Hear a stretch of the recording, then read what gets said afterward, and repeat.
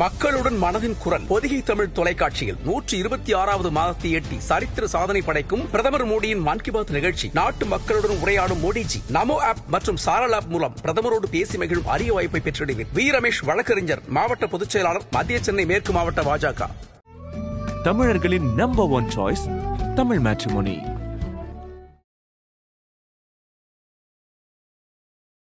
பிரதமர் மோடி அவர்களுடைய பிறந்தநாள் போச்சு. பிறந்தநாள் வாழ்த்து அப்படிங்கிறது ரொம்ப கிளீஷேவா இருக்கும். ஆனா அதை தாண்டி அவருடைய ஆட்சி காலத்துல இருந்த அந்த டேர்ம்ல இந்தியாவுடைய ஃபாரின் பாலிசியில முக்கியமா நடந்த ஷிஃப்டா நீங்க என்னென்ன பாக்குறீங்க? இந்தியா மேல இருக்கக்கூடிய மிகப்பெரிய போலியான பிம்பம் பாம்பாட்டிகளின் நாடு, குப்பை நாடு, சுகாதாரமும் சுத்தம் என்று என்னவென்றே தெரியாத நாடு. இங்கே மக்கள் ஓப்பனா டாய்லெட் போவாங்க. ஏன் பிரதமர் முதல்ல ஸ்வச் பாரத் மிஷன்ல டாய்லெட் கட்டுறேன், அதுதான் ஃபர்ஸ்ட் இண்டிபெண்டன்ஸ் டே ஸ்பீச், அது பேசும்போது இதெல்லாம் ஒரு பிரதமர் பேச வேண்டியதுதானா அப்படின்னு ரெட் ஃபோர்ட்ல இருந்து கேட்டாங்க. ஒரு கிராமத்துக்கு 200 பேரும் இருக்கலாம், 5000 பேரும் இருக்கலாம். ஸோ அப்படி எடுத்து பார்த்தீங்கன்னா அதில் 109 மில்லியன் ஹவுஸ் ஹோல்ட் டாய்லெட் 2014 20 வரைக்கும் 109 மில்லியன். 1 மில்லியன்னா 10 லட்சம், 10 மில்லியன்னா 1 கோடி, கிட்டத்தட்ட 11 கோடி டாய்லெட் கட்டியிருக்காங்க. 11 கோடி டாய்லெட்னா அது ஒன்றும் சின்ன இலக்கில்லை. இன்னைக்கு உலக அரசியல்லையே நான் புரட்டி போடுறேன்னு சொல்லிட்டு இன்னைக்கு என்ன பண்ணியிருக்காருன்னா, அவர் கார்பரேட் டாக்ஸஸையும் பணக்காரர்களுக்கு கொடுக்க வேண்டிய வரி, அதாவது கட்ட வேண்டிய வரியும் குறைச்சிருக்காரு. இது யார் அஃபெக்ட் பண்ணும்? அமெரிக்கால மிடில் கிளாஸ் அஃபெக்ட் பண்ணிட்டு இருக்கு. இது இன்ஃபிளேஷனை நோக்கி போயிட்டு இருக்கு, ரிசெஷனை நோக்கி போயிட்டு இருக்கு. America is heading for a great depression. நீங்க ஒன்று அடிப்படையாக புரிஞ்சுக்கணும், அமெரிக்கர்கள் எப்பயுமே ஐரோப்பியர்களாகட்டும் அமெரிக்கா முதல்ல கை வைக்கிறது ஃபுட் செக்யூரிட்டியில். ஆப்பிரிக்காவோட ஃபுட் செக்யூரிட்டியை அவங்க கை வச்சாங்க. நீங்கள் கேஷ் கிராப்ஸை வளர்க்க ஆரம்பிங்க, ஃபுட்டு நாங்கள் சப்ளை பண்ணுறோம். நீ சப்ளை பண்ணலன்னா இன்னைக்கு பிடிஎஸ் 80 கோடி மக்களுக்கு இன்று ஃப்ரீ பிடிஎஸ் கொடுத்துட்ருக்கோம் திரு மோடி ஆட்சியில். அதுவும் ஃபோர்ட்டிஃபைடு கோதுமை, ஃபோர்ட்டிஃபைடு ரைஸ் கொடுத்துட்ருக்கோம். இது அமெரிக்காவுக்கு பிடிக்காது. அமெரிக்காவுக்கு தேவை இந்திய படங்கள் நல்லா இருக்கிறது, அவர்கள் நல்ல டான்ஸ் ஆடுவார்கள், அவர்கள் பாட்டு நல்லா பாடுவார்கள், அவர்கள் உணவு நல்ல சாப்பிடுவதற்கு ருசியாக இருக்கும். இப்படி இருந்தால் அவர்களுக்கு சந்தோஷம். ஆனால் வலிமை கொண்ட நாடாகவும் தேவைப்பட்டால் யாரை வேண்டுமென்றாலும் அடிக்கக்கூடிய தன்மை கொண்ட நாடாகவும் இந்தியா மாறுவதை அவர்கள் விரும்ப மாட்டார்கள். எனக்கு தெரிஞ்சு ட்ரம்ப்புக்கு நோபல் பிரைஸ் கிடைக்குமா கிடைக்காதா என்று எனக்கு தெரியாது. ஆனால் என்னை பொறுத்தவரை எல்லா விதத்திலையும், போர்க்காலத்திலும் சரி, சுகாதாரம் சம்பந்தப்பட்ட உயிர் சம்பந்தப்பட்ட பிரச்சனையாக இருக்கும் போதும் சரி, அவர் நாட்டு மக்களுக்கும் 200 கோடி தடுப்பூசிகளை போட முடிந்தது அவரால் குறுகிய காலத்துக்குள், ₹1 செலவில்லாமல். எவ்வளவு சார் நீங்க பே பண்ணீங்க? ஃப்ரீயா இல்ல காசு கொடுத்தீங்க? நானும் ஃப்ரீ சார். நீங்க எல்லாரும் ஃப்ரீ தான். குறிப்பிட்ட சிலர் காசு கொடுத்து போட்டுக்கிட்டவங்களும் உண்டு. ஆனா அதை இந்தியாவிலேயே உற்பத்தி செஞ்சு அந்த ஸ்பீட்ல பண்ணணும்னு நினைச்சது, அதை பண்ணி காட்டினது உலகம் அண்ணாந்து பார்த்துச்சா இல்லையா? ஆதன் நேயர்களுக்கு அன்பு வணக்கம். இன்றைய சிறப்பு நேர்காணலில் நம்முடன் இணைந்திருக்கிறார் டிஃபென்ஸ் எக்ஸ்பர்ட் நிரஞ்சன் அவர்கள். சார் வணக்கம். ஜெயின் வணக்கம். ஜெய்ஹிந்த் சார். பிரதமர் மோடி அவர்களுடைய பிறந்தநாள் போச்சு. பிறந்தநாள் வாழ்த்து அப்படிங்கிறது ரொம்ப கிளீஷேவா இருக்கும். ஆனா அதை தாண்டி அந்த அவருடைய ஆட்சி காலத்துல இருந்த அந்த டேர்ம்ல இந்தியாவுடைய ஃபாரின் பாலிசியில முக்கியமா நடந்த ஷிஃப்டா நீங்க என்னென்ன பாக்குறீங்க? இந்தியா மேல இருக்கக்கூடிய மிகப்பெரிய போலியான பிம்பம், அதாவது இது பாம்பாட்டிகளின் நாடு, குப்பை நாடு, சுகாதாரமும் சுத்தம் என்று என்னவென்றே தெரியாத நாடு. இங்கே மக்கள் ஓப்பனா டாய்லெட் போவாங்க. அவங்களுக்கு டாய்லெட்னால மீனிங் தெரியாத நாடு. ஏன் பிரதமர் முதல்ல ஸ்வச் பாரத் மிஷன்ல டாய்லெட் கட்டுறேன், அதுதான் ஃபர்ஸ்ட் இண்டிபெண்டன்ஸ் டே ஸ்பீச், அது பேசும்போது இதெல்லாம் ஒரு பிரதமர் பேச வேண்டியதுதானா அப்படின்னு ரெட் ஃபோர்ட்ல இருந்து கேட்டாங்க. எதிர்கட்சிகள் எல்லாரும் எதுக்கு இதை கான்சென்ட்ரேட் பண்றாருன்னு சொல்லிட்டு. இதால இன்னைக்கு இந்தியாவுக்கு ஏற்பட்டிருக்கக்கூடிய பாசிட்டிவ் டெவலப்மெண்ட்ஸ் எடுத்து பார்த்தோம்னா, கிட்டத்தட்ட நகர்ப்புறங்கள், கிராமங்கள் இதில் எல்லாம் 95% இன்னைக்கு டாய்லெட் கவரேஜ் இருக்கு. குறிப்பிட்டு ரூரல் ஏரியாஸில் 95% தாண்டியே இருக்கு. ஓப்பன் டிஃபெகேஷன், அதாவது திறந்த வெளியில் மலம் கழிப்பது, இது சிறுநீர் கழிப்பது தவிர்க்கப்பட்டுள்ளது. அதால் வரக்கூடிய தொற்றுகள் தவிர்க்கப்பட்டுள்ளது. அந்த தொற்றானது யாருக்கு பெரிதாக பாதிக்கப்படும்னா குழந்தைகள், முதியோர், பெண்கள். விடிய காலையில் நீங்கள் சவுத் இந்தியா தமிழ்நாட்டில் இருக்கிறதுனால எனக்கு எப்படின்னு தெரியாது, நார்த் இந்தியாலாம் போனீங்கன்னா விடிய காலையிலேயே வந்து 4 மணிக்கு 3:30 மணிக்கு பெண்கள் எழுந்து டாய்லெட் போக வேண்டிய கட்டாயம் அங்கே இருக்கு. இன்று அவர்களின் அதாவது ஒரு நேச்சரோட இயல்பான ஒரு விஷயத்த எத்தனை காலம் நம்ம நெக்லெக்ட் பண்ணது எவ்வளோ பெரிய ஒரு குறைபாடு. ஒரு இயல்பான விஷயம், மனுஷன் வந்து சிறுநீர் கழிப்பது, அவங்க வந்து மோஷன் அதாவது காலைக்கடன் என்பது வந்து இயல்பான ஒரு விஷயம் தானே. அது ஒன்றும் தப்பாக பார்க்கக்கூடாது. நம்ம எல்லா உயிரினத்துக்கும் அது காமன். அது 4 கால் பிராணி பண்ண பரவாயில்ல, நம்மளே அதே வேலையை பண்ண அது போகிற இடமும் நம்ம போகிற இடமும் ஒரே மாதிரி இருந்தால் அது நம்ம நாட்டை வந்து மற்றவங்க சொல்கிற மாதிரி நம்ம வச்சுக்கிட்டு இருந்திருக்கோம்னா நம்ம பண்ண எவ்வளோ பெரிய குறை. அது அந்த குறையை நீக்கிற விதமாக பிரதமர் சில முயற்சிகள் எடுத்து, நான் ஏற்கனவே சொன்ன போது 95% ஓப்பன் டிஃபெகேஷன் ஓடிஎஃப் அப்படின்வாங்க, அதை நீக்கி இருக்கார். கிட்டத்தட்ட 109 மில்லியன் டாய்லெட்ஸ் இது வரைக்கும் கட்டியிருக்கிறதா ஒரு தரவு சொல்லுது. இந்த பாருங்க, இந்த தரவு சொல்லுது. இந்த தரவு என்ன சொல்லுது, number of villages declared as ODF free, அதாவது ஓப்பன் டிஃபெகேஷன் இல்லாத கிராமங்கள் வந்து 5.47 லட்சம் கிராமங்கள். ஒரு கிராமத்துக்கு 200 பேரும் இருக்கலாம், 5000 பேரும் இருக்கலாம். ஸோ அப்படி எடுத்து பார்த்தீங்கன்னா அதில் 109 மில்லியன் ஹவுஸ் ஹோல்ட் டாய்லெட்ஸ் 2014 20 வரைக்கும் 109 மில்லியன். 1 மில்லியன்னா 10 லட்சம், 10 மில்லியன்னா 1 கோடி, கிட்டத்தட்ட 11 கோடி டாய்லெட்ஸ் கட்டியிருக்காங்க. 11 கோடி டாய்லெட்னா அது ஒன்றும் சின்ன இலக்கு இல்லை. ஒரு வீட்டுக்கு 4 பேருன்னு கணக்கு போட்டால் கூட அந்த டாய்லெட் எத்தனை பேர் யூஸ் பண்ணுறாங்க நீங்களே கணக்கு போட்டு பாருங்க. இதனால மிச்சம் பிடிக்கக்கூடிய சுகாதார செலவு, அதாவது செலவீனங்கள், ஹெல்த் டிசீஸ், கம்யூனிகபிள் டிசீஸ், தொற்று நோய்கள், அதனால் வரக்கூடிய செலவு வந்து அரசாங்கத்துக்கு அவங்களுக்கு வாங்க வேண்டிய மருந்து மாத்திரை அதெல்லாம் உயிரிழப்பு இது எல்லாத்தையும் வந்து கிட்டத்தட்ட 50,000 கோடி மிச்சம் பிடிச்சிருக்காங்க. மக்கள் பணம் தானே.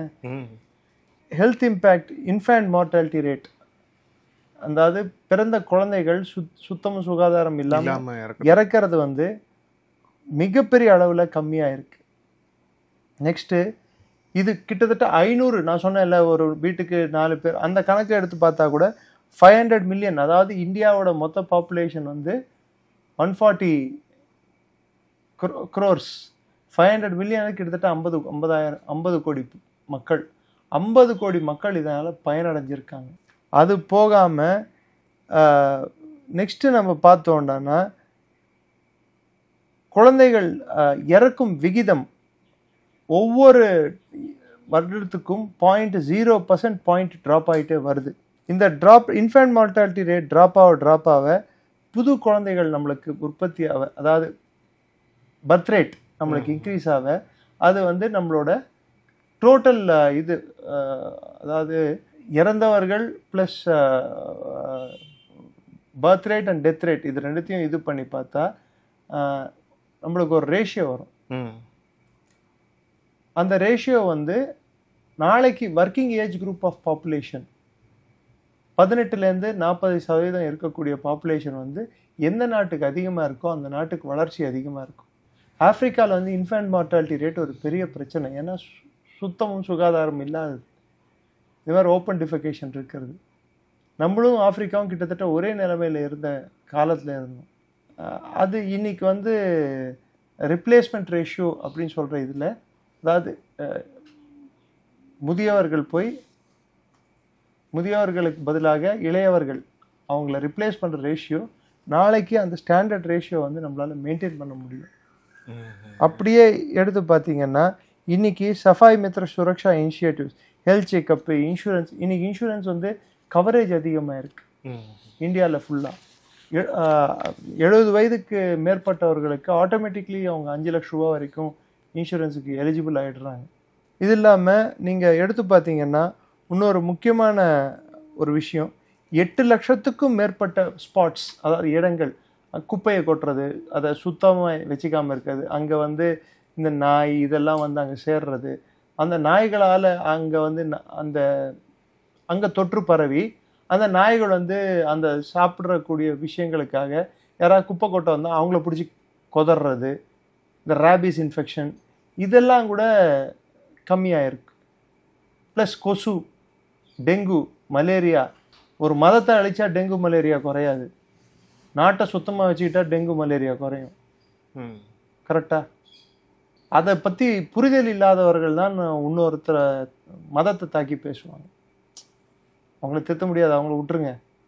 ஸோ பிரதமரை கிரிட்டிசைஸ் பண்ணுறவங்க, இந்த அரசாங்கத்தை கிரிட்டிசைஸ் பண்ணுறவங்க ஹெல்த் மேலே அவங்க எவ்வளோ செலவு பண்ணியிருக்காங்க, கான்சென்ட்ரேட் பண்ணியிருக்காங்க, வருங்கால தலைமுறைக்கு அவங்க என்ன மாதிரியான ஒரு நல்ல சுத்தமான சுகாதாரமான ஒரு நாட்டை கொடுக்கணுன்ற ஒரு முயற்சி எடுத்திருக்காங்க அப்படின்னு எடுத்து பார்க்கும்போது இது பெரும் முயற்சி. இதனால் வரக்கூடிய பொருளாதார மற்றும் சமுதாயம் சார்ந்த ஆக்கப்பூர்வமான நல்லது என்னன்னு எடுத்து பார்த்தோம்னா, நான் சொன்னேன்ல, ஒரு வருடத்துக்கு 50,000 கோடி ஃபேமிலிஸ் வந்து ODF 50,000 கோடி வந்து வீணாகாம வந்து பார்த்துக்கிட்டாங்க. ப்ளஸ் இது இல்லாமல் இதன் மேலே இன்வெஸ்ட் பண்ணுற ஒவ்வொரு ரூபாவும் வந்து ஏதோ ஒரு இடத்துல ஒரு உயிரை காப்பாற்றிட்டு இருக்கு, தொற்றுலேருந்து காப்பாற்றிட்டு இருக்கு. நெக்ஸ்ட் ஜிடிபி இழப்புன்றது வந்து சானிடேஷன், சுத்தமும் சுகாதாரம் இல்லாமல் இருந்தால் 2.2% 2.7% நம்ம ஜிடிபி இழக்கக்கூடும்.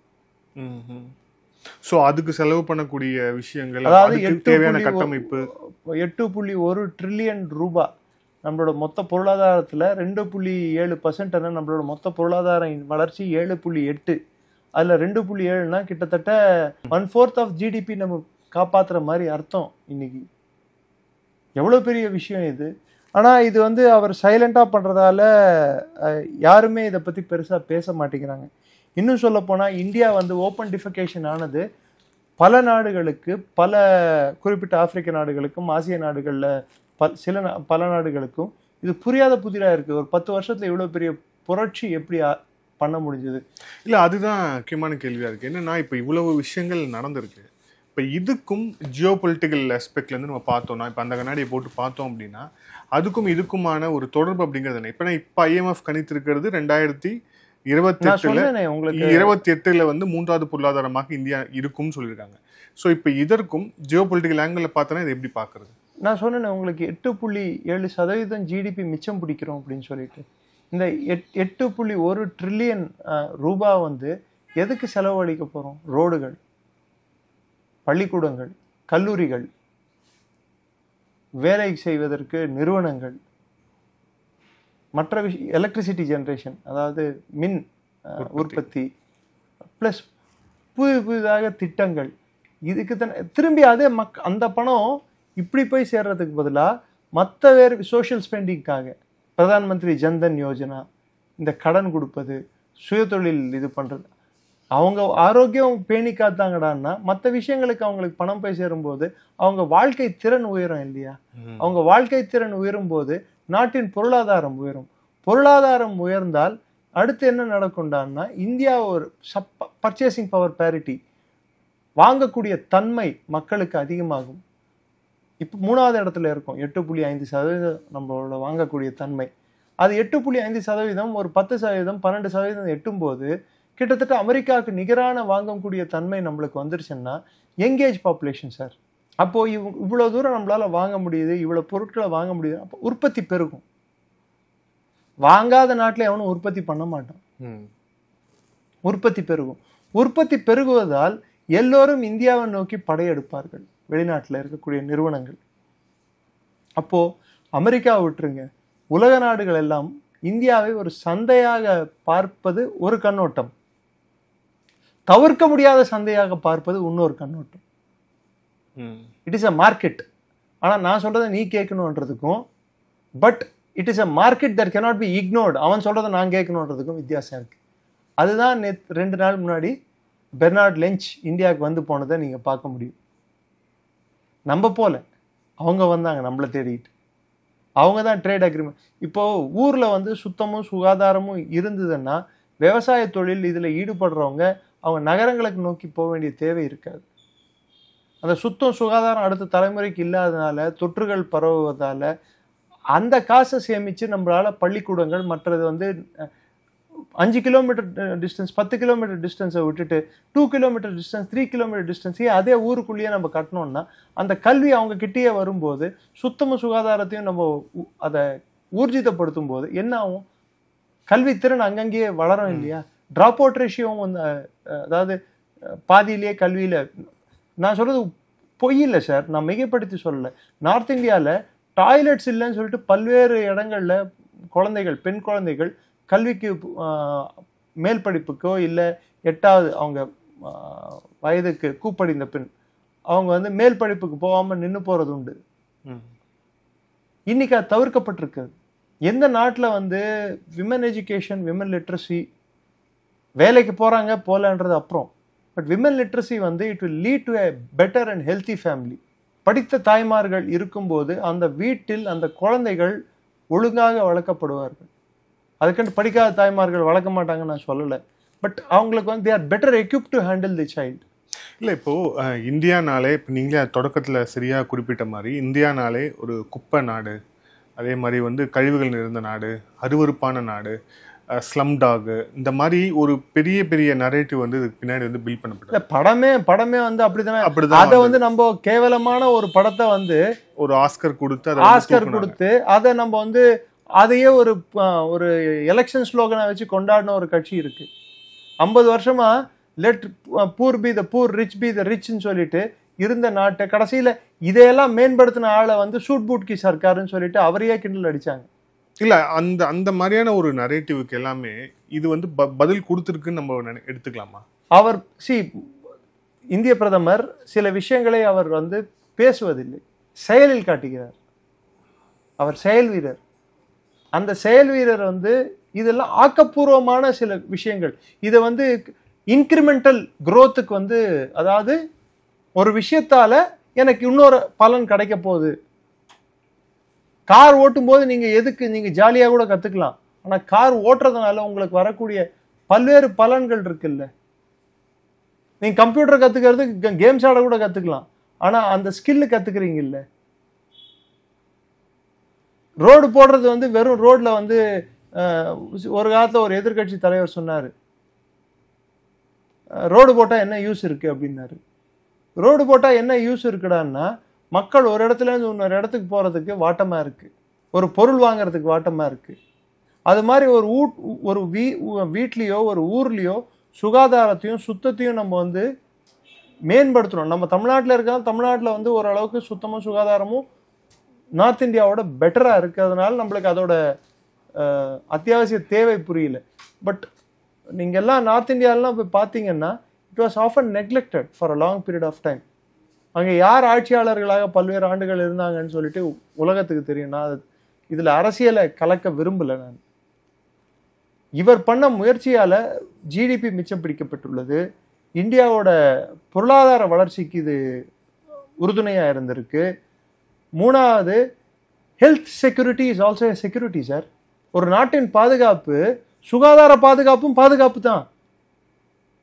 நீங்க இல்லைன்னு சொல்லிட போறீங்களா? ஃபுட் செக்யூரிட்டி, சாப்பிட்றதுக்கு உணவு இல்லைன்னா, பிணி பஞ்சத்துல ஒரு நாடு மாட்டிக்கிட்டு இருக்குன்னா, அப்போ இன்னொருத்தங்கள கையெழுந்து நிற்கும் போது அதுவும் வந்து எப்படி லால் பகதூர் சாஸ்திரியும் இந்திரா காந்தி அம்மையார் பீரியட்லையும் கிரீன் ரெவல்யூஷன் இந்தியாவோட ஒட்டுமொத்த கட்டமைப்பையே மாற்றி அமைச்சதோ, கிட்டத்தட்ட சாப்பாட்டுக்கு மற்ற நாடுகள் நம்பி இருக்கும்போது அவர்கள் சொன்னதுதான் நம்மளுக்கு சட்டமா இருந்தது.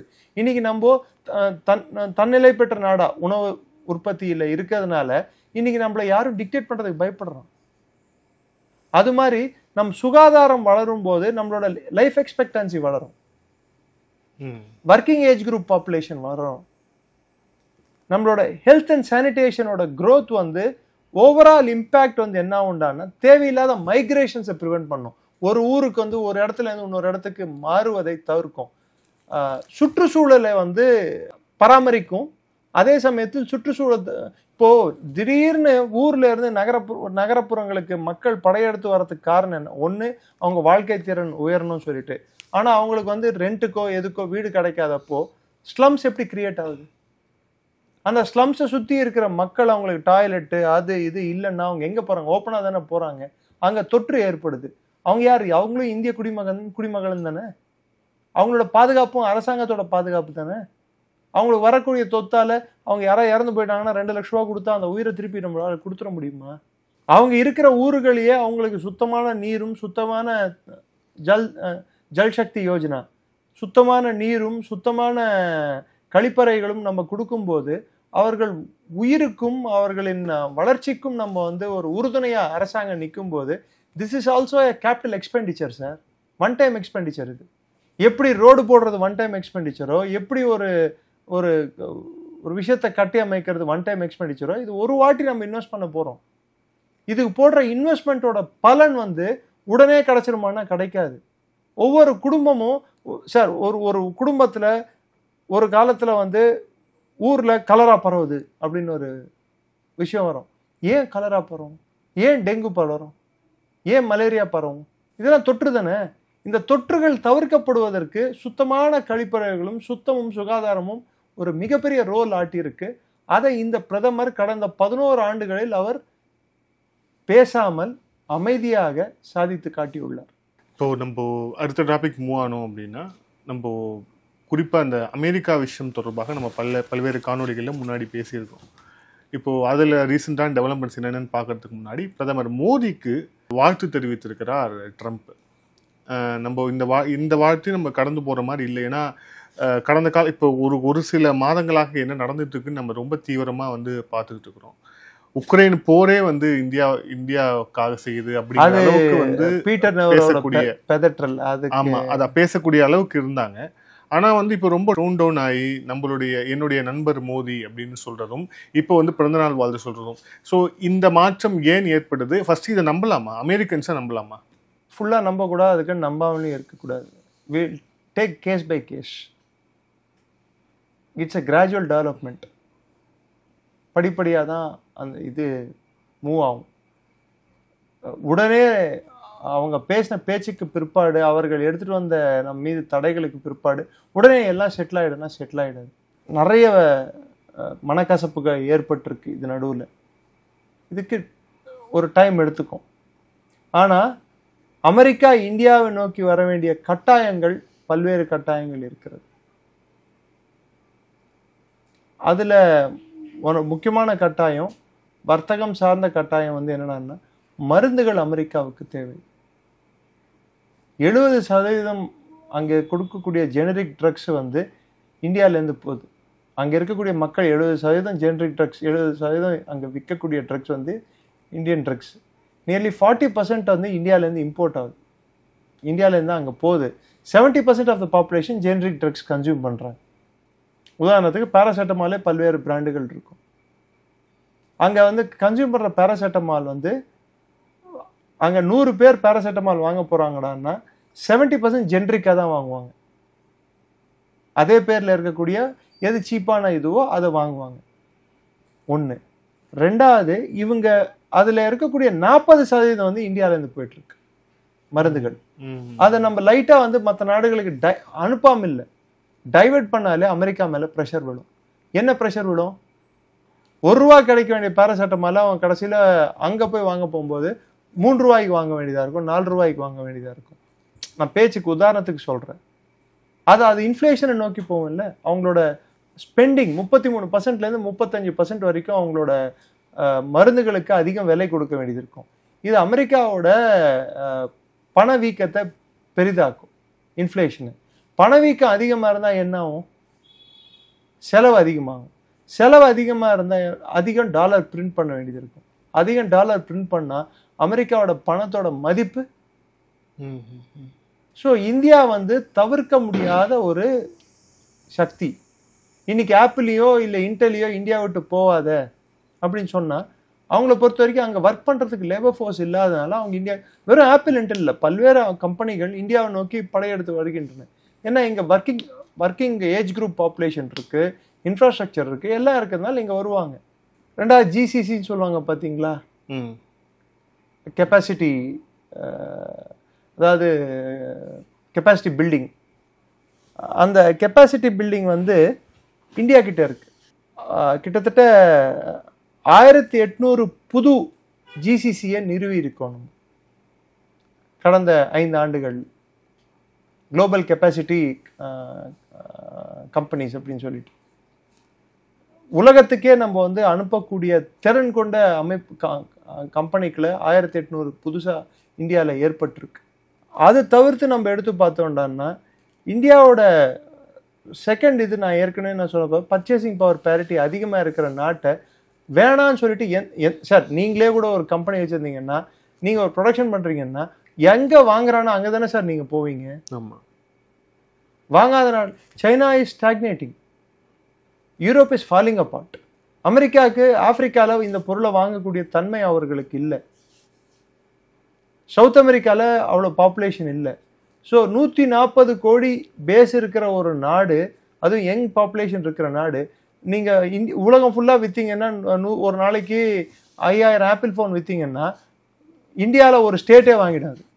ஸோ ஆப்பிள்காரன் அதை யோசிப்பானா இல்லை ட்ரம்ப் சொல்கிறது, ட்ரம்ப் இன்னைக்கு சொல்லுவார் 4 வருஷம் கழிச்சு அவர் போயிடுவார். தேர் இஸ் ஒரு அட்வான்டேஜே இருக்குது.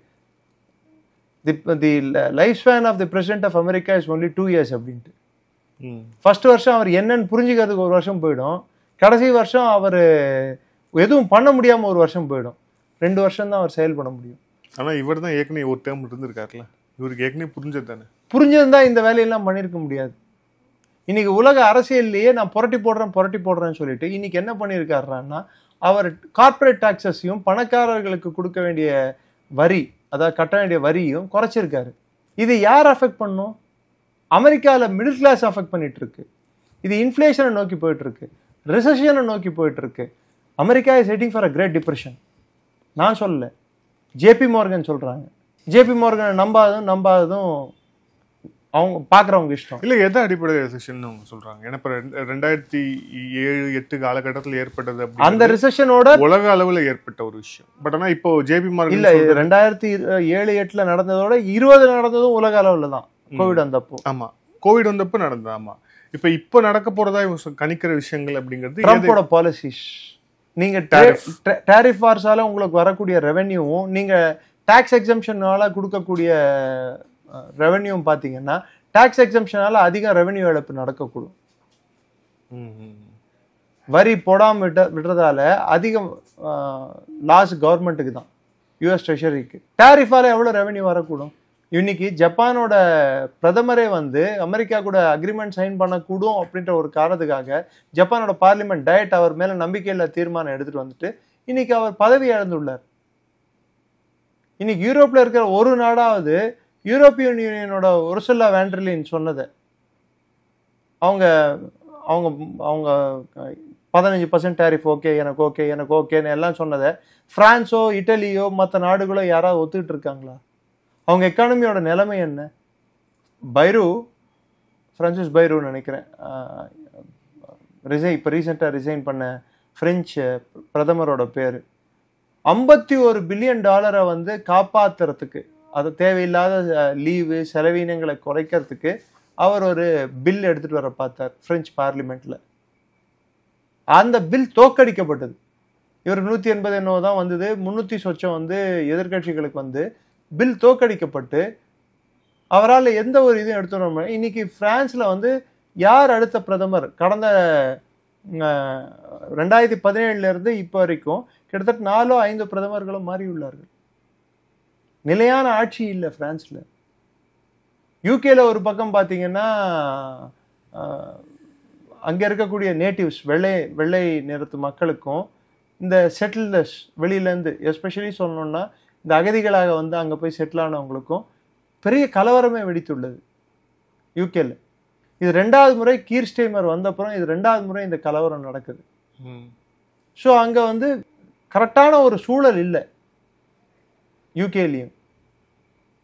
இவங்க தேவையில்லாத அகதிகளை அந்த நாட்டுக்குள்ள எடுத்துக்கிட்டு வரிப்பணத்தை, மக்களோட வரிப்பணத்தை டோல், அதாவது அவங்களுக்கு வாழ்வாதாரத்துக்கு அதுக்கு காசு கொடுக்க ஆரம்பிச்சாங்க.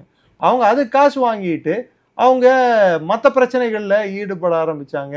க்ரூமிங் கேங்ஸ், போதைப் பொருள்கள் விற்பனை, இதிலெல்லாம் ஈடுபட ஆரம்பித்தப்போ சட்டம் ஒழுங்கு சீர்கேடு ஆரம்பிச்சது. சட்டம் ஒழுங்கு சீர்கேடு ஆரம்பித்த உடனே அங்கே இருக்கக்கூடிய நேட்டிவ் பாப்புலேஷனுக்கும், அதாவது வெள்ளையினத்து மக்களுக்கும், இங்கே சிரியா இந்த நாடுகள்லேருந்து சென்று அங்கே செட்டிலான அகதிகளுக்கும் பிரச்சனைகள் வெடிக்க ஆரம்பிச்சது. இதில் பாகிஸ்தானியர்களும் அடக்கம். இன்னைக்கு யூகே அந்த மாதிரி ப்ராப்ளம் ஃபேஸ் பண்ணிட்டு இருக்கு. பிரான்ஸ்லயும் இதே ப்ராப்ளம் இருந்துட்டு இருக்கு. ஜெர்மனி இதே ப்ராப்ளம் ஃபேஸ் பண்ணிட்டு இருக்கு. Germany has gone into stagflation. டிஃப்ளேஷனோட அது மோசமானது. உற்பத்தி இருக்கு, ஆனா தேவையான அதை வாங்கக்கூடிய கன்சியூமர்ஸ் இல்லை. பண்ண பொருட்கள் அப்படியே தேங்கி நிக்குது. இன்னொரு பக்கம் பிரான்ஸ் வந்து உலகம் ஐஎம்எஃப் கிட்ட கடன் வாங்க போயிட்டு இருக்கு. யூகேவும் அதே நிலைமையில இருக்கு.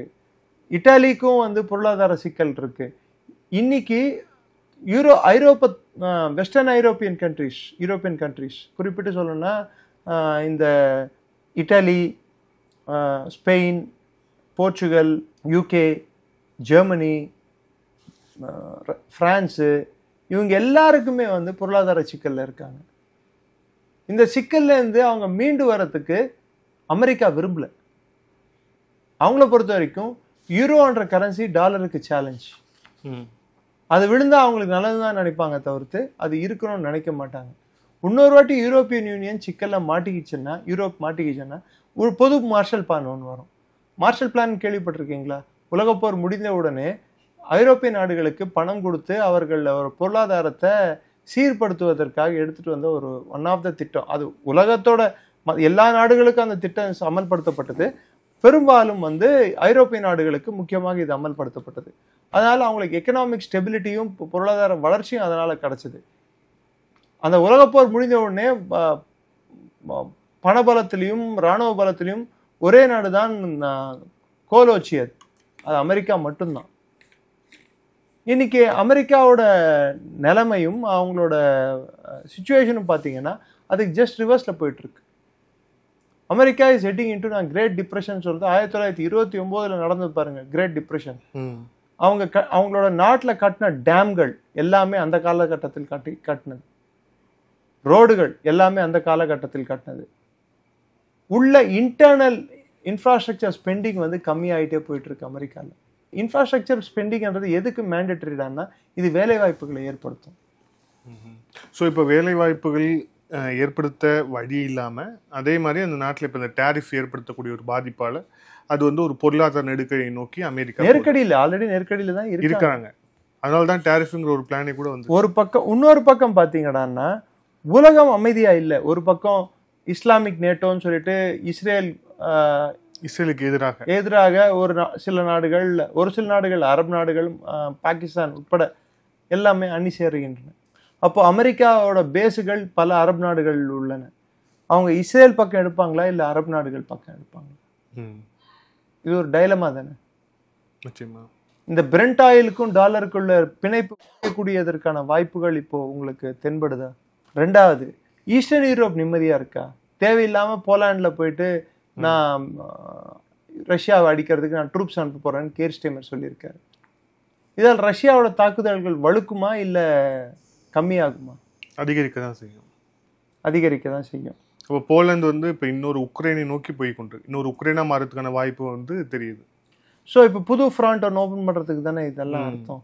உலகப்போர்ல எடுத்து பார்த்தீங்கன்னா ரஷ்யா எக்ஸ்பேன்ஷனிஸ்டா இல்லை, அப்பயும் ஜெர்மனி எக்ஸ்பேன்ஷனிஸ்டா. இப்போ நேட்டோ எக்ஸ்பேன்ஷனிஸ்டோட பாலிசியை ஃபாலோ பண்றதுனால தானே இந்த யுக்ரைன் போரே ஸ்டார்ட் ஆச்சு. ஜெர்மனி தன்னோட ஆதிக்கத்தை எல்லா இடத்துலையும் செலுத்தணும்னு நினைச்சாங்க.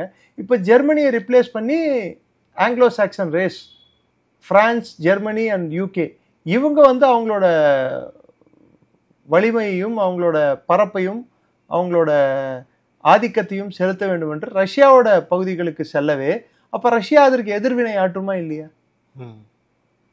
அப்ப தேவையற்ற போர்கள் உருவாகாதா? இந்த போர்களை சந்திக்கக்கூடிய தன்மை இந்த ஐரோப்பிய நாடுகளுக்கு இருக்கா அப்படின்னு கேள்வி கேட்டீங்கன்னா இல்ல. அதே சமயத்தில் அமெரிக்கா இன்று அந்த போர்களில் ஈடுபட்டு ஐரோப்பிய நாடுகளை மீட்கும் தன்மையில் இருக்கிறதா என்று கேட்டால் அதுவும் இல்லை. இது கிட்டத்தட்ட ஒரு இரண்டாவது உலக போறப்போ இருந்த ஒரே சூழல் தான் நிலவிட்டு இருக்கு. இந்த சூழல் இப்படியே நிலவிக்கொண்டு இருந்தால் பொருளாதார சிக்கலும் பிளஸ் இராணுவ சூழலும் இதே மாதிரி இருந்தா அப்போ ஆப்ஷன் என்ன, ஆன்சர் என்ன? இதுக்கு நீங்க யோசிச்சு பார்த்தீங்கன்னா ஆன்சர் என்னடான்னா அவங்க வந்து மற்ற நாடுகளை அணுகுவது. குறிப்பிட்டு சொல்ல வேண்டும் என்றால் அவர்களுக்கு இருக்கக்கூடிய ஒரே வழி வளரும் பொருளாதார நாடுகளை அணுகுவதும் வளங்கள் கொண்ட நாடுகளை அணுகுவதும். வளங்கள் கொண்ட நாடுகள் என்றால் ஆப்பிரிக்கா. வளரும் பொருளாதார நாடுகள் என்றால் இந்தியா, இந்தியா, சைனா, இன்னும் சொல்ல போனால் எண்ணெய் வளத்தில் ரஷ்யா, குறிப்பா சொல்லணும்னா யுரேஷியா, ரஷ்யா இருக்கும் பகுதி பிளஸ் இந்தியா, சைனா, இந்த இந்த இந்த ஒரு பூகோளம் மாத்திரம், இந்த அமைப்பு மாத்திரம் எடுத்து பார்த்தீங்கன்னா கிட்டத்தட்ட உலகத்தின் 25% பொருளாதாரம், 35% மக்கள். இது கூட இந்தியன் ஓஷனையும் சேர்த்து பாருங்க, ரிம்மையும். இந்த பக்கம் ஆப்பிரிக்கன் கோஸ்ட் லைன், இந்த பக்கம் இந்திய பெருங்கடலை ஒட்டி இருக்கக்கூடிய நாடுகள் எல்லாம் எடுத்து பார்த்தீங்கன்னா இது மிகப்பெரிய நிலப்பரப்பு, இல்லை மிகப்பெரிய பொருளாதார வளங்கள் கொண்ட நாடு, பொருளாதார உற்பத்தி கொண்ட பகுதிகள் பிளஸ் கன்சம்ஷன், அதை வாங்கக்கூடிய தன்மை கொண்ட பகுதிகளும் இதுதான். ஸோ இதோட வளர்ச்சி எழுச்சி தொடங்கியுள்ளது. இந்த வளர்ச்சி எழுச்சியை தடுக்கிறதுக்கு அமெரிக்கா பல்வேறு சூழ்ச்சிகளையும் தந்திரங்களையும் கையாளும். ஃபார் எக்ஸாம்பிள் மால்டீவ்ஸ்ல ஆட்சி மாற்றத்தை ஏற்படுத்துவதற்கு இப்ப முயற்சி நடந்து கொண்டிருக்கிறது. ஒரு விதத்தில் நான் என்னோட தனிப்பட்ட பார்வையில் நான் அதை வரவேற்கிறேன். ஆட்சி மாற்றம் நடந்தால் மொய்சு, ஏனென்றால் மொய்சுவை நம்ப முடியாது. அவர்களுக்கு எதிர்கட்சி மால்டிவியன் டெமோக்ராட்டிக் பார்ட்டி, அந்த பார்ட்டி இதற்கு முன்னாடி இருந்த கட்சி நமக்கு சாதகமாக இருந்த கட்சி தான். அது வந்தால் நல்லது தான். மொய்சு ஒரு மீடியா பில் எடுத்து வந்திருக்கார். இன்னைக்கு அமெரிக்கா ஸ்டார்ட் பண்ணிச்சு, ஆனா அமெரிக்காவோட மொமெண்டம் நேபாளில் தக்க வச்சுக்க முடியல. அவங்க பங்களாதேஷ்ல எடுத்துட்டு வந்த ஃபார்முலாவை இன்னைக்கு நேபாள் இம்ப்ளிமெண்ட் பண்ண முடியல. அவர்கள் நினைத்த பாதிப்பை ஏற்படுத்த, அதாவது operation success, patient dead. Correct. அவங்க எதிர்பார்த்த தலைமை மாற்றம் வேறு, நடந்த தலைமை மாற்றம் வேறு. இன்னைக்கு மால்டீவ்ஸ்லயும் அதே தான் நடக்க போகுது. ஸோ இதெல்லாம் இயல்பா நடக்குது. ராஜபக்சேல ஒழிக்கணும்னு நினைச்சாங்க, ஒரு ஒரு இது நடந்தது. ரணில் விக்ரம், ஏன்னா ராஜபக்சேஸ் வர் க்ளோஸ் டு சைனா. இதுல மறைமுகமா இந்தியாவுக்கு லாபமா நஷ்டமான்னு கேட்டீங்கன்னா இந்தியாவுக்கு லாபம் தான். இந்த மாற்றங்கள் எல்லாம், ஓலி போறது இந்தியாவுக்கு நல்லது, மொய்சு போனது இந்தியாவுக்கு போறதா இருந்தா அது இந்தியாவுக்கு நல்லது தான். ராஜபக்சே போனது இந்தியாவுக்கு நல்லது. ஏன்னா ஓப்பன் ஆன்டி இந்தியா ஸ்டாண்ட். அவருக்கு பதிலாக அமெரிக்க உளவு அமைப்புகளுடனும் அமெரிக்காவுடன் நெருங்கிய உறவு கொண்ட சில பேரை அங்கே தலைவர்களாக நிறுவ பார்த்தார்கள். உதாரணம் ரணில் விக்ரமசிங்கே. அதே போன்று இன்று அது நேபாளில் நடக்கவில்லை. சுஷிலா கார்கி என்பவர் பெனாரஸ் இந்து யூனிவர்சிட்டியில் படித்தவர், முன்னாள் நீதிபதி. ஸோ அவங்களோட நிலைப்பாடு கம்ப்ளீட்டா அவங்க ஒன்றும் லெப்டிஸ்ட் லீனிங் அமெரிக்கன் லீனர் இல்லை. அமெரிக்கா மீது பழி வர வேண்டும், ஆனால் அதாவது சொல்லுவாங்க, கட்டையும் உடையக்கூடாது, பாம்பு சாகணும். இப்போ கட்டை உடையல, நம்மளோட இது ஒன்றும் ஆகலை. பட் ஓலி என்ற அந்த ஒரு பிரச்சனைக்குரிய ஒரு கட்சி தலைமையேற்ற ஒரு நபர், அந்த கட்சி, அந்த தலைமை பிளஸ் அந்த ஆட்சி அகற்றப்பட்டுள்ளது. அது இந்தியாவுக்கு சாதகம் தான். ஸோ இப்போ இந்த அமெரிக்காவில் இப்போ ஏற்பட போகிற அந்த ரிசெஷன், இப்போ ஆல்மோஸ்ட் இப்போ நடந்துட்டு இருக்க விஷயம் அப்படிங்கிறது ஒரு வேர்ல்டு ஆர்டர்லேயே ஒரு பெரிய சேஞ்சை கொண்டு வரதுக்கான வாய்ப்பு இருக்கு. அப்படிங்கிற போது அந்த சேஞ்ச் அப்படிங்கிறது எந்த மாதிரி இருக்கும், எந்த அளவுக்கு இம்பாக்ட்ஃபுல்லாக இருக்கும்? நான் சொன்னபடி அந்த பெரிய சேஞ்ச் என்பது இந்த யுரேஷியன் ரீஜனோட வளர்ச்சி, எழுச்சி. இனிமேல் ஐரோப்பியர்கள் ஏசியாவை சுரண்டி பிழைக்க முடியாத சூழ்நிலைக்கு அவங்க தள்ளப்பட்டப்புறம் ஆப்பிரிக்காவை சுரண்டி பிழைக்க ஆரம்பித்தார்கள். நீங்கள் ஒன்று அடிப்படையாக புரிஞ்சுக்கணும், அமெரிக்கர்கள் எப்பயுமே ஐரோப்பியர்களாகட்டும் அமெரிக்கா முதல்ல கை வைக்கிறது ஃபுட் செக்யூரிட்டியில். ஆப்பிரிக்காவோட ஃபுட் செக்யூரிட்டியை அவங்க கை வச்சாங்க. நீங்கள் கேஷ் கிராப்ஸை வளர்க்க ஆரம்பிங்க, ஃபுட்டு நாங்கள் சப்ளை பண்ணுறோம். நீ சப்ளை பண்ணலன்னா ஆப்பிரிக்கா அந்த ட்ராப்பில் மாட்டிச்சு. ஒரு காலத்தில் இந்தியாலேயே நம்மளுக்கு தேவையான உணவை நம்ம உற்பத்தி பண்ண விடாமல் வெள்ளையர்கள் இண்டிகோ, அதாவது நீலம் யூஸ் பண்ணுறோம்ல, அந்த இண்டிகோ பிளான்டேஷன்ஸை நம்ம மேலே கம்பல் பண்ணி வளர்க்கணும்னு சொன்னாங்க. ஏன்னா அது அவங்க டெக்ஸ்டைல் இண்டஸ்ட்ரிக்கு அது தேவைப்பட்டு டையிங்க்கு. அதை எதிர்த்தோம் நம்ம. Cash crop not at the cost of staple diet crop. நம்ம சாப்பிடக்கூடிய பயிர்களை புறந்தள்ளி விட்டு பணம் கொடுக்கும் பயிரை வளர்த்தால் பணத்தை திங்க முடியாது. திரும்பி அந்த சாப்பாடை அவன் வழங்குறான்னு சொல்லிட்டு அந்த பணத்தை திரும்பி அவனே தான் வாங்கிட்டு போறான். ஸோ இதால் எப்படி எக்கானமி வளரும்? ஆப்பிரிக்கா இப்போ புரிஞ்சிக்க ஆரம்பிச்சிருக்கு. பட் ஃபார்ச்சுனேட்லி இந்தியா வந்து 70s கிரீன் ரெவல்யூஷன் எடுத்துகிட்டு வரும்போது கேஷ் கிராப்ஸை வந்து வச்சிருந்தாலும் பட் ஃபுட் செக்யூரிட்டி அண்ட் வரும் வீட் அண்ட் ரைஸ் ப்ரொடக்ஷன் மீது அதிகம் கான்சன்ட்ரேஷன் கொடுத்தோம் நம்ம. அதோட விளைவு இன்று அமெரிக்காவோ இல்லை எந்த நாடோ இந்தியாவை தொட்டு பார்க்க முடியாத காரணம் 2000 ஆண்டுக்கு அப்புறம் கிட்டத்தட்ட 27 கோடி மக்களை நாம் ஒருவேளை உணவு கூட இல்லாத ஒரு நிலையிலிருந்து மேலே எடுத்து வந்துள்ளோம். இனி பிடிஎஸ் 80 கோடி மக்களுக்கு இன்று ஃப்ரீ பிடிஎஸ் கொடுத்துட்டு இருக்கோம் திரு மோடி ஆட்சியில். அதுவும் ஃபோர்ட்டிஃபைடு கோதுமை, ஃபோர்ட்டிஃபைடு ரைஸ் கொடுத்துட்டு இருக்கோம். இது அமெரிக்காவுக்கு பிடிக்காது. ஸோ ஒரு நாட்டின் பாதுகாப்பு என்பது வெறும் இராணுவ பாதுகாப்பு மட்டுமல்ல, உணவு பாதுகாப்பு, சுகாதார பாதுகாப்பு, தண்ணீர், இது எல்லாத்தையும் இன்னைக்கு நம்ம வந்து கொஞ்சம் கொஞ்சமா இது பண்றது வந்து யாருக்குமே இதுக்கு என்ன இதுக்கு இந்த விஷயங்களால என்ன பாதுகாப்பை நாம் ஊர்ஜிதப்படுத்துகிறோம் நாட்டுக்குன்றது புரியாது. ஆனா சைலண்டா பண்ணிட்டு இருக்கோம். அதுக்கு ரிவர்ஸ்ல அமெரிக்கால வந்து இந்த இன்ஃப்ராஸ்ட்ரக்சர் இஸ் கிரம்பிளிங். இப்போ உதாரணத்துக்கு அமெரிக்காவுக்கு இந்தியாவுக்கும் அமெரிக்காவுக்கு இருக்கக்கூடிய பெரிய ட்ரேட் பிரச்சனையே ஒரே ஒரு புள்ளியில தான் வந்து நிக்குது.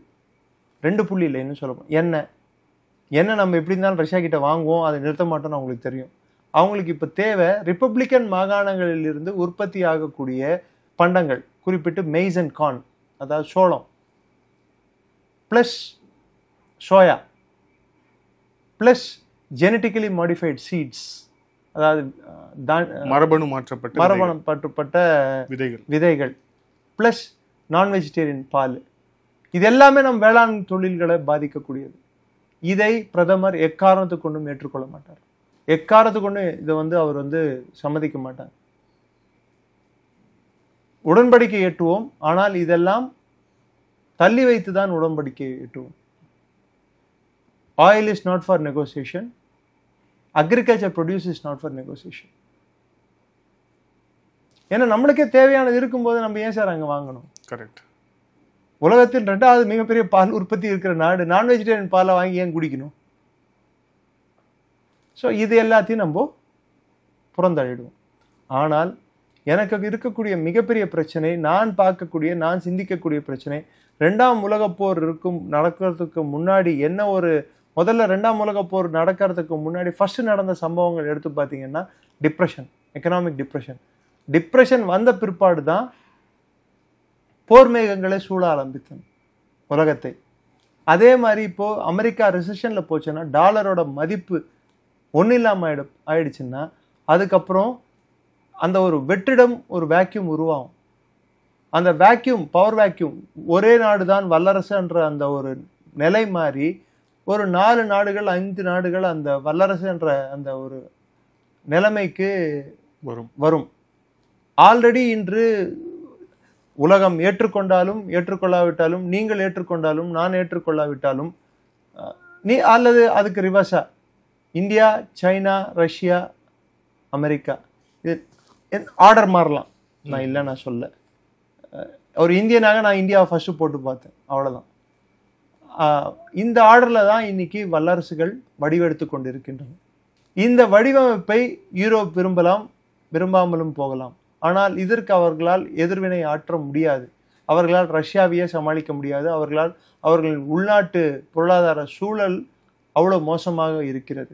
ஸோ இன்னைக்கு அமெரிக்காவோடு அணி சேர்ந்த நாடுகள் மிக வலுவிழந்த நிலையில் உள்ளன. அமெரிக்காவின் உள்நாட்டு நிலைமையும் வலுவிழந்த வண்ணம் தான் இருக்கிறது. அதற்கு நேர் மாறாக சைனா வந்து பொருளாதாரம் வலுவிழந்த நிலையில் இருந்தாலும், அவர்கள் பொருளாதாரம் முன்று போல் இல்லாவிட்டாலும் ஐரோப்பிய பொருளாதாரத்தோட கொஞ்சம் மேம்பட்டவாறே இருக்கிறது. அடுத்தது ரஷ்யா. ஒரு போருக்கு தேவை எனர்ஜி, அது ரஷ்யாவால் சப்ளை பண்ண முடியும். ஆனால் உலகப்போர் வருமா, உலகப்போர் 3ஆம் உலகப்போர் வெடிக்குமான்னா அதுக்கு எனக்கு இப்போதைக்கு பதில் இல்லை. ஆனால் ஒன்று நிச்சயம், ட்ரம்பின் டேரிஃப் வார்களால், ட்ரம்பின் ஒரு ஒரு நிலையற்ற போக்கால் தேவையற்ற போர்கள் உலகம் ஃபுல்லா அங்கங்க ஆரம்பிக்க தொடர்ந்து வண்ணம் இருக்கிறது. இந்த ஹமாஸ் இஸ்ரேல் போருக்கு ஒரு முடிவில்லாமல் அது கமா போட்டு கொண்டே போய் கொண்டிருக்கு, தொடர்ந்த வண்ணம் இருக்கிறது. இதே போல் ரஷ்ய போருக்கு முடிவில்லாமல் அது தொடர்ந்து கொண்டே இருக்கிறது. இவையெல்லாம் தொடர்ந்து கொண்டிருந்தால் இது அமெரிக்காவோட அந்த ஒரு ஆதிக்கத்தை தானே கேள்வி எழுப்பும். நேரடியாகவோ மறைமுகமாகவோ அவர்களின் ஆதிக்கத்தையும் அவர்களின் கூட்டு நாடுகளின் செல்வாக்கையும் தானே பாதிக்கும். இது அமெரிக்காவின் செல்வாக்கையும் தானே சேர்ந்து பாதிக்கும். இதால் நேரடி பலனடையும் நாடுகள் யாவை? அதுல இந்தியா முக்கியமான கண்ட்ரி. மூணாவது முக்கியமான பாயிண்ட், 5 விஷயங்கள் நான் சொல்லி என்னோட விஷயத்தை முடிச்சுக்கிறேன். ஃபாரின் பாலிசியில பிரதமர் எடுத்துட்டு வந்திருக்கிற முயற்சிகள் கடந்த 11 ஆண்டுகள்ல எல்லா நாடுகளும் அவர் உறவை மேம்படுத்தி உள்ளார், அமெரிக்கா உட்பட. இப்போ தற்காலிகமாக நமக்கும் அவர்களுக்கும் பிரச்சனை இருந்தாலும் மல்டி அலைன்ட் ஸ்ட்ராட்டஜி அவர் ஃபாலோ பண்றார், நான் அலைன்ட் இல்லை. நான் யாருக்கும் சம்மந்தம் இல்லாதவன், நான் துண்டா நிற்பேன் இல்லாம நான் எல்லாருக்கும் பொதுவானவன் அப்படின்ற ஒரு ஸ்ட்ராட்டஜி அடாப்ட் பண்றாரு அவர். ஃபர்ஸ்ட் ரெஸ்பாண்டர் ஸ்ட்ராட்டஜி அடாப்ட் பண்றாரு. ஃபர்ஸ்ட் ரெஸ்பாண்டர் ஸ்ட்ராட்டஜி என்ன? அதன்படி ஒரு நாட்டில் ஒரு பிரச்சனை ஏற்படுகிறது, இல்லை உலகத்துக்கே ஒரு பிரச்சனை ஏற்படுது என்றால் இந்தியா தள்ளி நின்று பார்க்காது, முதலில் உதவிக்கரம் நீட்டும். அதற்கு உதாரணம் நாம் கோவிட் காலத்தில் நாம் செய்த உதவிகள் பல்வேறு நாடுகளுக்கு, இன்க்ளூடிங் 160க்கும் மேற்பட்ட நாடுகளுக்கு 300 மில்லியன் தடுப்பூசிகளை வழங்கியது. அதனால் இந்தியாவின் செல்வாக்கு வளர்ந்ததா குறைந்ததா? வளர்ந்தது. மூன்றாவது, உள்நாட்டு போர்க்கருவி உற்பத்தி, உள்நாட்டு போர் திறன். அது சைனாவுடன் நடந்த கல்வான் மோதலாகட்டும், அதன் பின் நடந்த அந்த தொடர்ச்சியான போக்காகட்டும், சைனாவுக்கும் இந்தியாவுக்கு இருந்த ஒரு போர் சூழல் ஆகட்டும், பாகிஸ்தான் பேல்காமுக்கு அடுத்தபடி அவர்களுக்கு நாம் புகட்டிய பாடமாகட்டும், இதையெல்லாம் இந்தியா வெறும் பேச்சில் இல்லை மட்டுமல்ல, it is not a soft power but a hard power. அமெரிக்காவுக்கு தேவை இந்திய படங்கள் நல்லா இருக்கிறது, அவர்கள் நல்ல டான்ஸ் ஆடுவார்கள், அவர்கள் பாட்டு நல்லா பாடுவார்கள், அவர்கள் உணவு நல்ல சாப்பிடுவதற்கு ருசியாக இருக்கும். இப்படி இருந்தால் அவர்களுக்கு சந்தோஷம். ஆனால் வலிமை கொண்ட நாடாகவும் தேவைப்பட்டால் யாரை வேண்டுமென்றாலும் அடிக்கக்கூடிய தன்மை கொண்ட நாடாகவும் இந்தியா மாறுவதை அவர்கள் விரும்ப மாட்டார்கள். இந்த அரசாங்கம் வந்த பிற்பாடு எத்தனை நியூக்ளியர் சப்மரைன்களை நாம் வாங்கியுள்ளோம், உற்பத்தியுள்ளோம் உள்நாட்டிலேயே. எனக்கு தெரிந்த அரிகண்ட், அரிதமன், நெக்ஸ்ட் அரிகாட் வரப்போகுதுன்னு நினைக்கிறேன். போர்க்கப்பல்கள் எத்தனை உற்பத்தி ஆயிட்டு இருக்கு. LCA தேஜஸ், MK1, MK1A, MK2, இந்த 3 சீரீஸ் உள்நாட்டிலேயே எத்தனை போர்க்கருவிகள் நம்ம மேனுஃபேக்சர் பண்ண ஆரம்பிச்சிட்டோம். ஓகே, இதெல்லாம் மற்ற உலக நாடுகள் பார்க்கும்போது இந்தியா கிட்ட வாலாட்டினா அடிப்பாண்டாங்க. சார் உங்ககிட்ட குச்சி போலீஸை பார்த்து ஒன்றும் இல்லாமல் அவங்க யூனிஃபார்ம் போடாமல் கையில் லட்டியும் இல்லாமல் நீங்கள் பயப்படுவீங்களா? நிறுத்துன்னு சொன்னால் நிறுத்துவீங்களா? 2 வைப்பாங்கன்னு சொன்னால் தானே நம்ம பயப்படுவோம். ஒரு கண்ணத்தை காட்டால் மறு கண்ணத்தை காட்டுவேன்னா பயப்பட மாட்டாங்க சார். அது 3rd முக்கியமான பாயிண்ட். 4th முக்கியமான பாயிண்ட், ஃபாரின் பாலிசி என்பது ஒரு நாட்டின் அரசியல் தலைவர், அதாவது பிரதமரின் கேபினெட் மாத்திரம் எடுக்கக்கூடிய ஒரு டெசிஷனாக இருந்ததை, எக்ஸப்ட் பாகிஸ்தான் சைனா பாலிசி தவிர்த்து மற்ற எந்த பாலிசியிலையும் மக்களோட ஆதரவோ மக்களோட எண்ணோட்டமோ பிரதிபலிக்கலை. முதல் முறை இன்று பிரதமர் எடுக்கக்கூடிய ஒவ்வொரு பாலிசியிலையும் ஒவ்வொரு விஷயத்திலையும் பப்ளிக் சப்போர்ட் அவருக்கு இருக்கு. பப்ளிக் டிஸ்கோர்ஸ்ல இன்னைக்கு ஃபாரின் பாலிசி அதாவது மக்கள் பேசும் அன்றாடும் பேசும் விஷயங்களில் பிரதமர் எடுக்கக்கூடிய வெளிநாட்டு சார்ந்த விஷயங்களும் அதில் அடக்கமாகிவிட்டது. இன்னைக்கு என் மாதிரி ஆளுங்களெல்லாம் நீங்க கூப்பிட்டு பேசுறீங்கன்னா மக்கள் கேட்பாங்கன்னு தான் பேசுறீங்க. கேட்காம இருந்தால் நீங்கள் வந்து ஜியோ பாலிட்டிக்ஸை பேச மாட்டீங்க. யார் எந்த கட்சியை தொடங்கினா, யார் ஜெயிக்க போகிறா, யார் தோக்க போகிறா, இது வந்தா அது போச்சா, இல்லை எந்த படம் ஓடுது ஓடல, இப்படி தானே போயிட்டு இருந்த டிஸ்கோர்ஸு. ஃபஸ்ட்டு டைம் இப்போல்லாம் என்ன ஆகுது, இன்னைக்கு உலக அரசியலை வந்து அதாவது பேசக்கூடிய ஒரு நிலை பேசக்கூடிய நிலையா, அதுல இந்தியாவுக்குன்ட்டு ஒரு இடம் இருக்கிறதாகவும் அதுக்கு மக்கள் ஆதரவை பிரதமர் நாடுகிறார், பிரதமர் சொல்வதை மக்கள் கேட்கிறார்கள். ஐந்தாவது கடைசி பாயிண்ட், பிரதமர் அவர் இன்னொரு நாடை அணுகும் போது அவரின் தனிப்பட்ட ஒரு உறவு, இந்தியாவுக்கும் அமெரிக்காவுக்கும் இருக்கக்கூடிய உறவில் சச்சரவு ஏற்படலாம், சங்கடங்கள் ஏற்படலாம், அமளி ஏற்படலாம். ஆனால் அமெரிக்க ஜனாதிபதிக்கும் இந்திய பிரதமருக்கும் ஏற்படும் உறவை அமெரிக்க ஜனாதிபதி வேண்டுமென்றால் அவருக்கு வாய்க்கு வந்ததை அவர் பேசி இருக்கலாம். இந்திய பிரதமர் மௌனம் காத்தார். அவரின் மௌனம் பேச்சை விட கொடியது. His silence is dangerous than his words. அதை இன்னைக்கு ப்ரூவ் பண்ணியிருக்கா சார்? உங்களுக்கு தெரிஞ்ச ரீசன்ட் பாஸ்ட்ல எந்த ஒரு பிரதமரை வந்து அமெரிக்காவும் வந்து லைன் கட்டி முதல்ல போன் போட்டு பேசுறாங்க? ரஷ்ய ஜனாதிபதி ஒரு வாட்டிக்கு 2 வாட்டி சொல்லிட்டாரு, India is our dear friend, I wish prime minister Modi and is people very prosperous and very good year, இப்படி எல்லாம் அவர் பேசியிருக்காரு. எல்லா உலக தலைவர்களும் அவருக்கு, ஈரானோட பிரசிடென்ட்டும் நமக்கு பிரதமருக்கு வாழ்த்து அனுப்புகிறார், இஸ்ரேலோட பிரதமரும் வாழ்த்து அனுப்புகிறார். இது மாதிரி ஒரு சந்தர்ப்பத்தை நீங்கள் எத்தனை ஆண்டுகள் கழித்து இந்தியாவுக்கு இப்படி ஒரு வாய்ப்பு கிடைத்துள்ளது.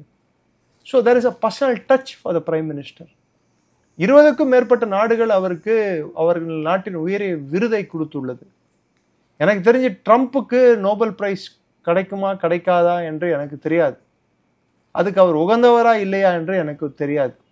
ஆனால் என்னை பொறுத்தவரை எல்லா விதத்திலையும், போர்க்காலத்திலும் சரி, ஒரு போரை எப்படி தொடக்க வேண்டும், அதை எப்படி முடிக்க வேண்டும் என்பதிலும் சரி, அது ஹெல்த் சம்பந்தப்பட்ட, சுகாதாரம் சம்பந்தப்பட்ட, உயிர் சம்பந்தப்பட்ட பிரச்சனையாக இருக்கும் போதும் சரி, அவர் நாட்டு மக்களுக்கும் 200 கோடி தடுப்பூசிகளை போட முடிந்தது அவரால் குறுகிய காலத்துக்குள், ₹1 செலவில்லாமல்.